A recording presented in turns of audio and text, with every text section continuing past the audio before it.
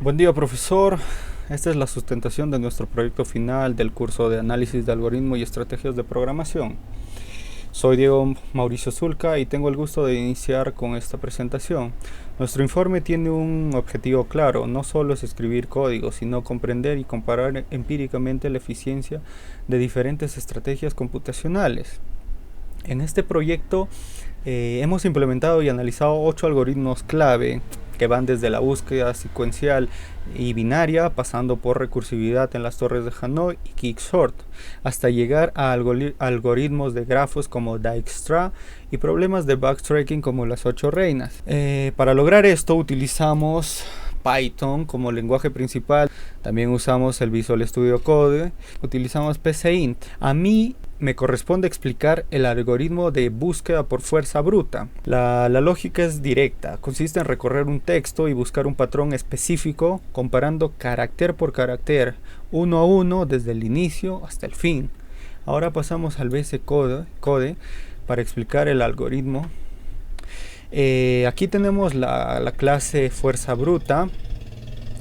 Y como primero, en el constructor init capturamos el texto self.t y el patrón self.p ingresados por el usuario, y calculamos sus longitudes n y m. Estos límites son vitales para evitar errores de índice.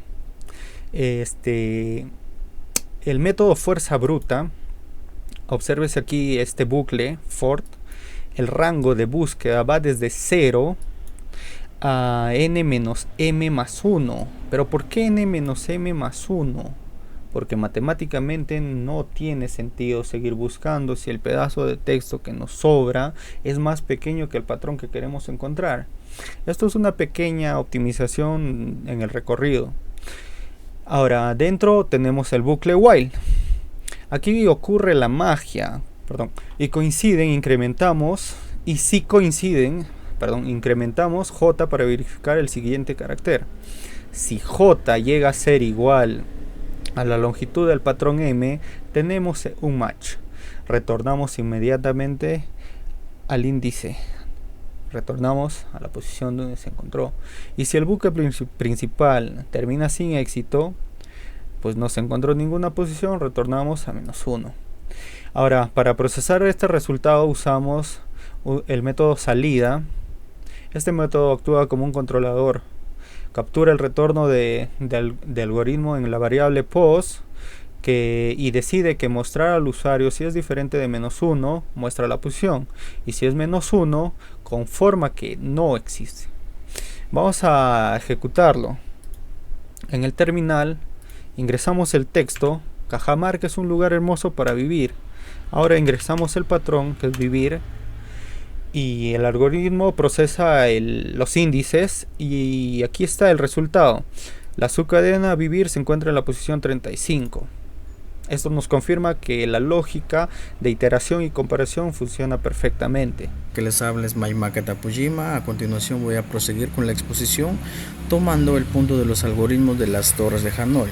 Las torres de Hanoi es un algoritmo recursivo, lo cual nos permite desarrollar un problema matemático mejor dicho clásico, como lo estamos viendo acá. Ese es nuestro algoritmo, lo cual consiste en mover unos discos de una torre origen hacia una torre destino, utilizando también como intermediario a una torre auxiliar. Si bien aquí tenemos, este es nuestro pseudocódigo. Aquí estamos mostrando, dice algoritmo torres de Hanoi. Aquí estamos declarando los números de discos que va a ingresar. También tenemos aquí el origen, tenemos la torre auxiliar, la torre destino. Aquí tenemos el input. Dice que el número que tenemos que ingresar siempre tiene que ser entero. En el output, aquí nos da la secuencia de movimientos que se va a desarrollar para la resolución de las torres de Hanoi. Aquí se está realizando ya la aplicación. If n igual de imprimir, dice, nos quiere decir que si solamente hay un solo disco, automáticamente va a pasar a la torre de destino. En el caso contrario, que hay más de un solo disco, ahí se aplica ya la recursividad. Ahora nos vamos a nuestro código. Bueno, en nuestro código nos podemos dar cuenta que nosotros tenemos una clase. Primero tenemos la clase Hanoi con su constructor, lo cual solicita y valida el número de discos e inicializa también un contador. Segundo, tenemos el algoritmo de recursividad def Hanoi. Seleccionamos toda esta línea de código. Esta línea de código es el corazón del programa, ya que es un método recursivo. Si hay un disco, lo pasa directo de la torre a la torre de destino, que sería la torre C. En el caso que hay más de dos discos, vamos a poner un ejemplo de 3 discos. Lo que hace primero es los más pequeños los pasa a la torre auxiliar, que sería la torre B, y el más grande lo pasa a la torre C, y posteriormente los más pequeños lo pasa también a la torre C. Seguimos con el método de potencia. Vamos. Este método de potencia calcula recursivamente 2 elevado a n para determinar cuántos movimientos mínimos necesita según la fórmula 2 elevado a la n menos 1.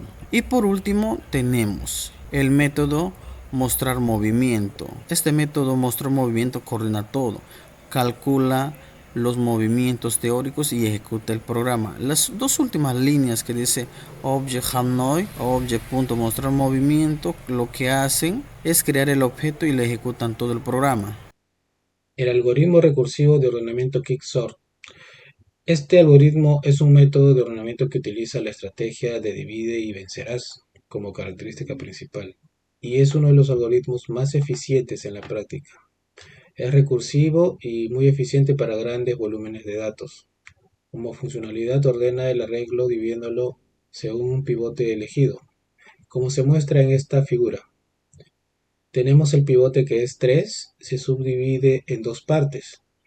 El número 3, que es el pivote, tiene a la mano izquierda elementos o números, en este caso, menores a 3 y a la derecha mayores o iguales a 3. Y estos se van subdividiendo hasta que ya no se puedan dividir más. Vamos ahora a explicarlo en el VS Code. Bien, acá en el siguiente método Quicksort vemos que se toma el primer elemento, como pivote. Luego se mueve desde los extremos hacia el centro estos dos índices que avanzan de la izquierda a la derecha hacia el centro. Se intercambian los elementos mal ubicados. Se coloca el pivote en su posición final y luego aplica recursión para ordenar los subarreglos izquierdo y derecho. Todo este proceso divide el arreglo en partes más pequeñas hasta que quede completamente ordenado. Vamos a ejecutar, por ejemplo, a ver, el arreglo que sea de 5. Primer elemento, 17, 1, menos 10, 50 y el 3. Y aquí el ordenamiento por Quicksort es menos 10, 1, 3, 17 y 50. Bien, ahora pasaré a explicar lo del algoritmo voraz del cambio de moneda.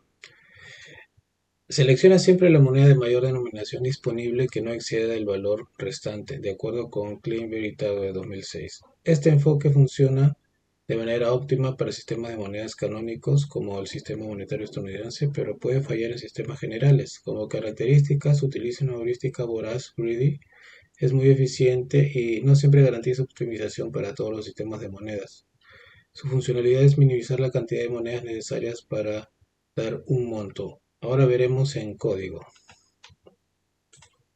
Bien, tenemos acá el método del algoritmo voraz. Aquí está el acumulador total de sumado, que es suma igual a 0. Luego viene el índice para recorrer las monedas.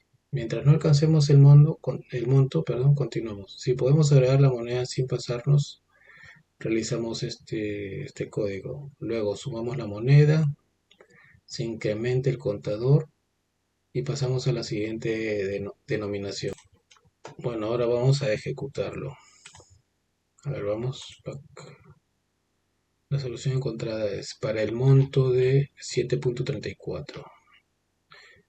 Tres monedas de 2, una moneda de 1, una moneda de 0.2, una moneda de 0.1 y dos monedas de 0.2. Bueno, eso es todo en mi caso. Muchas gracias. Ahora voy a explicar el tema de la parte del algoritmo recursivo de búsqueda binaria, que es un algoritmo que se encuentra en un elemento dentro de una lista ordenada, dividido en la mitad, a cada paso hasta hallar el valor o confirmar que no está, ¿no? Solo funciona si la lista está ordenada, por ejemplo, de mayor o menor, o comparar el valor buscado con el elemento en el medio, o en este caso con ahí o array. En este caso acá se ve, ¿no?, el algoritmo, el input de entrada, el output salida. Acá se crean los valores, leer entero en este tamaño de arreglo. Se crea el vector, se hace el tema del for, se crea una clase, acá se crea un elemento en ese elemento buscar. Y acá se hacen las condicionales, ¿no? Si se encuentra en posición o no se encuentra en el vector. Acá se crea una función quicksort y acá se crea los valores. Acá se crea el centro a cada bucle con las condiciones, y acá se crea una función en búsqueda binaria, y acá te ve lo que se te retorna, ¿no?, el antepenúltimo o el último, pues, ¿no?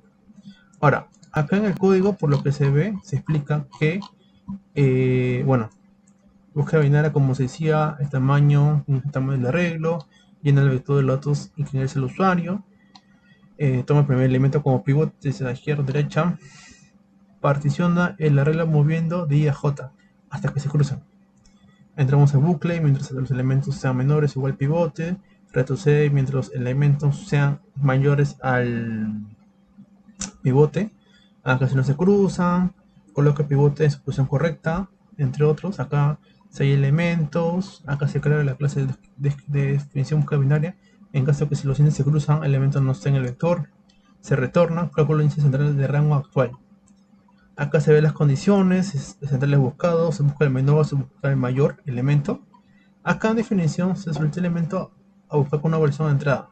Ingresa el elemento a buscar, ¿no? Si no, cuidado, ingresa el valor incorrecto. Y acá, salida, que se ordena y se imprime, ¿no? Y acá, por ejemplo, hemos puesto 3. 3 el tamaño de arreglo, menos 1, 2 y 10. Y se ordena del menor a mayor y buscamos el 2 y se encuentra en la posición 1, 0, 1.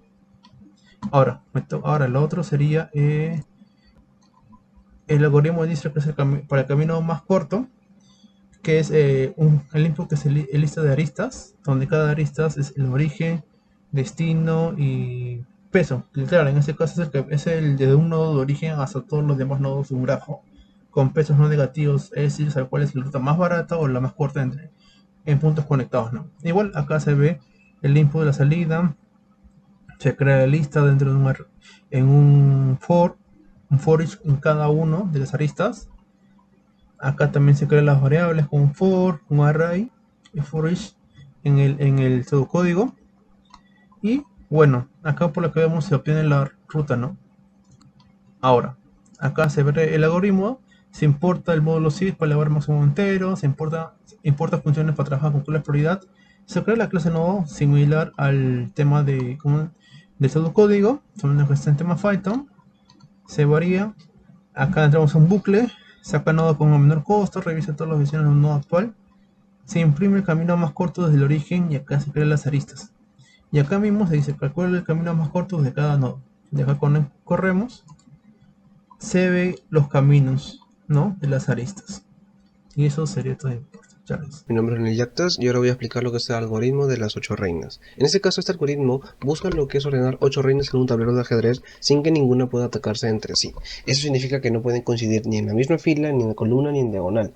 La solución normalmente se logra usando backtracking, un método donde podamos probar posiciones. Ahí avancemos cuando es válido y retrocedemos cuando algo pues falla. Este es el pseudocódigo del problema de las 8 reinas. Como tal está distribuido en las partes más importantes, lo que es la inicialización obviamente, mostrar los resultados, determinar cuántas soluciones se tiene que dar, la impresión en consola y las soluciones de las 8 reinas obviamente, el método importante que se ejecuta es lo que es buscar las soluciones por tablero y por soluciones obviamente, y para instanciar el problema como tal, indicando que tienen que ser 8 reinas. Ahora sí le voy a mostrar el código de las 8 reinas. En este caso vamos a darle play. Al ejecutar nuestro problema, lo que vamos a mostrar son todas las soluciones obviamente de lo que son las 8 reinas. En este caso hay 92 soluciones en total y estamos mostrando en consola directamente una.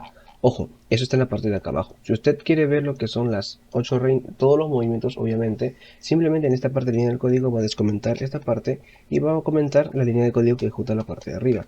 Acá damos una orden para que se muestren todas las posibles soluciones. En la parte de arriba solamente estábamos mostrando una.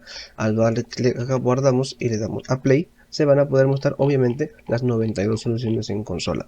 Para que esto pueda funcionar, en la parte de arriba tiene que entender que tenemos en la parte lo que es inicializamos las variables con las listas, un método seguro para poder verificar si que colocar una reina en la posición tal, si sea seguro obviamente, un método resolver que es la parte del backbreaking para que coloquemos las reinas, se verifiquen por fila, si una posición es segura colocamos la reina y avanzamos a la siguiente fila, y si es que se llega a un callejón sin salida se tenga que regresar, el método de lo que es backtrack.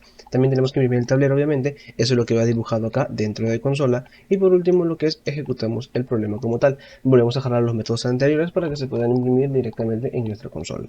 Y esta es la parte de acá, se instancia el juego, donde la cantidad de reinas tienen que ser 8 directamente. Tenemos el problema del salto del caballo. Aquí se trata de mover un caballo por todo el tablero de ajedrez visitando cada casilla exactamente una vez, formando lo que se llama un recorrido cerrado o abierto. Igual se usa backtracking para ir probando movimientos posibles del caballo. Es un buen ejemplo de cómo los algoritmos exploran caminos, eligen opciones, retroceden y encuentran una ruta compleja sin repetir casillas. Este es el algoritmo como tal del método del caballo, del salto del caballo. Para esto vamos a usar una librería importante que es el import time. Y en el script, pues obviamente tenemos que inicializar las variables, tanto en lo que es el tablero como tal y en las posiciones X y Y. En lo que es el tema de los movimientos, vamos a usar varios métodos. En este caso, si es que el movimiento es válido en primer lugar, tenemos que verificar si la posición X y Y es válida para moverse. También pasamos a lo que es el contar movimientos disponibles, donde se usa la heurística de Warzone, donde se tiene que contar cuántos movimientos válidos hay desde la posición X hasta la posición Y. Bueno, X y Y en este caso. Ahora, en lo que es obtener el siguiente movimiento, tenemos que encontrar el mejor próximo movimiento usando la regla de Warzone también, donde todos los movimientos posibles de X y Y tienen que elegirse la casilla que tenga menos movimientos disponibles futuros. Por último, vamos con lo que es resolvemos por Warzone, donde se tiene que resolver el problema usando la heurística en este caso, donde es ideal siempre moverse a la casilla que tenga menos movimientos futuros. Por último, imprimimos el tablero, eso es lo que va dibujado en consola directamente, y también llevamos a lo que es el método principal, lo que es salida en este caso, para poder jalar a lo que es al tiempo para poder ver la velocidad en la que se ejecuta el script obviamente, y ya vamos por resolver Warzone. Al ejecutar creamos el tablero 8x8 en este caso, inicializándolo en 0x0, y al darle play, como usted puede ver, aquí se pueden ver todos los movimientos en este caso posibles del caballo, encontrado en lo que son 5 milisegundos. Bien, pasamos a la parte crucial de nuestro proyecto, es el análisis de la complejidad algorítmica. Para lograr un diseño eficiente determinamos la función de tiempo, en este caso que es tn, en todos nuestros algoritmos, mediante el conteo de operaciones elementales. Esto nos permitió saber cómo se comporta al crecer los datos usando la notación Big 0. Por ejemplo, en la búsqueda secuencial o fuerza bruta hallamos una función que es tn es igual a 5n más 4, lo que clasifica como lineal, en contraste a lo que es la búsqueda binaria. La búsqueda binaria es una complejidad logarítmica. Bien, dentro de las evaluaciones que hemos podido realizar de estas dos funciones confirma una verdad fundamental. La complejidad logarítmica es menor que la complejidad lineal. Lo probamos en esta fórmula matemática, que vemos que la tasa de crecimiento de la búsqueda binaria es insignificante comparada a la lineal, tendiendo a cero mediante n se acerca al infinito. Eso se traduce que la búsqueda secuencial tiene una mayor complejidad y por lo tanto es menos eficiente para grandes volúmenes de datos. Este análisis nos enseña a priorizar algoritmos de dividir y conquistar y estructuras ordenadas, ya que la preparación inicial de datos, en este caso lo que es ordenamiento, se paga con creces en las velocidades de búsquedas posteriores. Finalizando con las conclusiones, en resumen de los aprendizajes de la implementación de nuestros 8 algoritmos claves, como por ejemplo lo que era la implementación del quicksort y búsqueda binaria, nos demostró que dividir el problema en subproblemas más pequeños es la clave de alta eficiencia. También hemos visto lo que es el cambio de moneda. Fue muy rápido, pero nos hizo ver que las soluciones rápidas no siempre garantizan la optimabilidad en todos los contextos. Hemos visto lo que es Dijkstrack para el camino más corto. El problema de las 8 reinas nos enseñó a manejar problemas de optimización y de búsqueda profunda con poda de todos los caminos no válidos. El riesgo exponencial, finalmente las torres de Hanoi, nos recordaron el peligro de la complejidad exponencial, un crecimiento que puede ser un gran problema y que se vuelva imposible de solucionar a gran escala.